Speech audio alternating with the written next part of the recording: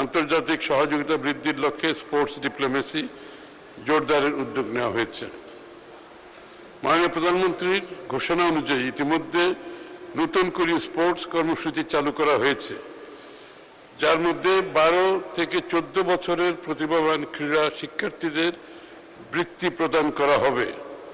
এতে football, cricket, kabaddi, athletics, badminton, দাবা, সাঁতার ও মার্শাল আর্ট মোট 8টি খেলা অন্তর্ভুক্ত করা হয়েছে।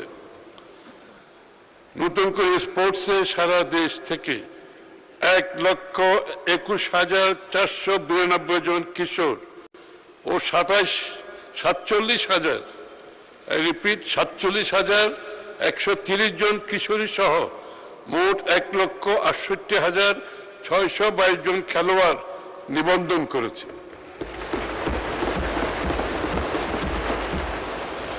এই লক্ষ্যে আগামী 26-27 অর্থ বছরে আমি 200 কোটি টাকা বরাদ্দের প্রস্তাব করছি।